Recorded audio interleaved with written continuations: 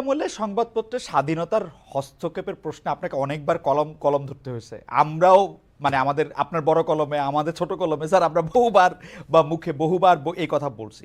Sir এখন কি পরিস্থিতির কোনো পরিবর্তন দেখেন?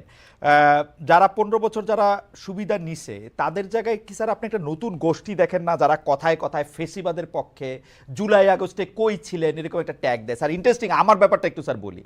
আমি ডয়েচে ভেলে থেকে চলে আসবো, আমাকে বাধ্যতামূলক ছুটি কাটাতে হইতেছে। সেই বাধ্যতামূলক ছুটির মধ্যে থেকে, কারণ আমাদের তো আর ছুটির জন্য মানে আর সময় দিতে পারবে না, আমি চলে আসবো। সেই সময়ের মধ্যে 26 তারিখ পর্যন্ত, 26শে জুলাই পর্যন্ত 4টা অনুষ্ঠান কইরে আমি দেশে গেলাম, ক্রোয়েশিয়া গেলাম 1 তারিখে, আমার আবার ফেরত নিয়ে আসা হয়েছে ডয়েচে ভেলেতে 2 তারিখ 3 তারিখে। ওইটা আবার আমি এক জায়গায় বলছি এখন হচ্ছে ট্যাগ, আপনি আন্দোলনের সময় কোথায় ছিলেন? একটা প্রশ্ন করার জন্য 5টা ট্যাগ স্যার, এবং একই শেখ হাসিনা স্টাইলে। এটা সংবাদ মাধ্যমের ক্ষেত্রে স্যার আপনি জানেন, ঘর সংবাদ টেলিভিশনের মধ্যে ঢুইকা